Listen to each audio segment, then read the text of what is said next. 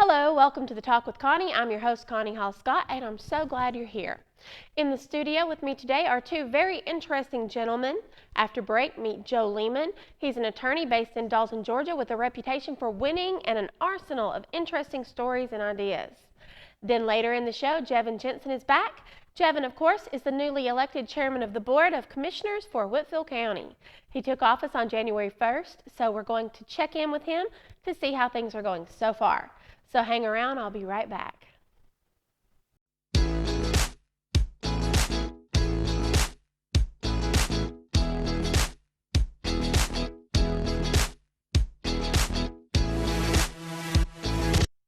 Welcome back to the Talk with Connie. We are today going to get to know Joe. Here with me is Daltonian Joe Leman. Welcome. Welcome. Thank you. Thank you for having me, Connie. Well, thank you for coming because we've talked many times in the past, and conversations are always interesting. Yes. And the latest thing that I learned about you is that you have a new podcast. Yes, I do. It's not up and running yet, but folks can come. My drop dead date is April 1st, where it'll be vlog, live stream, and podcast. And what I'm hoping for is to give information and build community in the North Georgia area. Talk about history and culture and education and religion and things that have kind of gotten lost from not just North Georgia, but from the South in general. Yeah. Right. Yeah, and one thing that kind of bothers me is that, yes, there have been things done in the South really everywhere in any place in the world that aren't things to be proud of. However, there are a lot of things to be proud of. Exactly. And sometimes it almost seems like in the media the South is semi-vilified. Yes. So what's your take on that? Well, it's vilified by us in a lot of ways, in that we buy into the narrative. I look at it this way: post-Civil War, there was a movement, a front that was written called the Lost Cause, and that's where they basically rewrote the history of the Civil War. And there was a lot of discussion between the southern states on how to come back into the Union. And a lot of those discussions said, we want to be able to recognize white supremacy in order to put us back in. For instance, the 13th Amendment, which frees slavery, there's an exception to it that nobody knows. They don't teach it in law school. And what is that? And that is incarceration.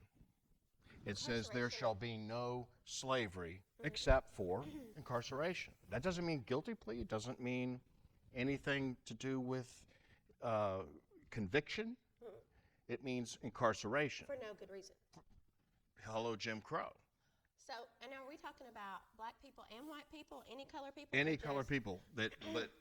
But what happened then in the South, and that was the discussion amongst the southern states to rejoin the Union, is we want this exception so that we can go pick up people who were once slaves on Friday night and get them to deliver the cotton. Oh my gosh, did that actually happen? That actually happened. And it's in our Constitution. But, so much of our history is built on there's nothing to see here, move along. Now, I'm a Southerner. I'm a direct descendant of my fifth great grandfather fought for the Regiment of Virginia in the Revolutionary War. They were, his descendants, and I guess were his nieces and nephews, and they fought in the Revolutionary War for the South, the state of Virginia. So there's a long line of that. I'm not coming from this perspective from the outside. I'm coming from this perspective from the inside. Sure, like myself, I'm and Southern. So one of those things, is like cancel culture. We can't have a cancel culture without telling us why we're canceling something. And we can't educate. I'm thinking probably most everybody knows what cancel culture is, but Yes. Can you define it for those who may not? Well, it's when we suddenly decide that something's not copacetic with today's mores or today's values. And so we just eliminate it from our Like it culture. never happened. Like it never happened. In San Francisco, that's an example, but they're actually taking Abraham Lincoln off of and Harry Truman off of school names. That's cancel culture. And it's because, did Abraham Lincoln say racist things? Yes, he did. I mean, he was in 1861. Right. Okay? And Harry Truman, did he say racist things? Yeah, there's a lot of people that say he was a member of the Klan. But both of them said this, and that's what's important about the South. And you want to consider the Missouri Compromise and as all being part of the South, is that we have to reach our better angels. I like that. And that's what, in March of 1861, that's what Abraham Lincoln said at the start of the war. We have to attract and find our better angels. Okay? And when civil rights was being built up, Harry Truman, as a Southern Democrat, and people want to study the 1848 Democratic Convention, and that is that, the South wanted Harry Truman. They wanted him in there. Strom Thurmond, he was a Southerner in their mind. So what happened then is that Truman, despite his past, said we need to look at our better instincts as opposed to our worst instincts. Oh, yes. And so that's kind of the message that I want to give. I think we're very, very, very divided now. I totally agree. I have this conversation with my partner practically every day about how and my mom, everybody's having the conversation. We are too divided. Yes. How can we fix that? Well, I think we need to understand that there is a core that binds us. We are all American. Yes, we are. And we are all spiritual beings as well.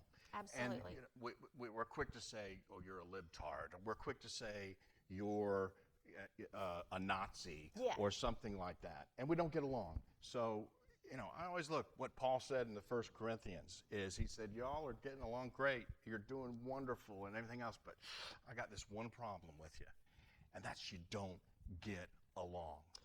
Put away these bickering, because you're all one people of God. Yes, yes. And it's as simple as that. And if we just put that message out and stop fighting amongst ourselves, it's an elephant, but one bite at a time. I love it. You have great ideas, and again, another great conversation. Sadly, we're out of time, but Joe, one more time, what's your podcast? It is joetrent.me. Okay, so check that out, and we'll be seeing more of Joe. And we were glad to get to know Joe a little bit better today. Thank you, Connie, for having me. Thank you for watching. I'll be right back.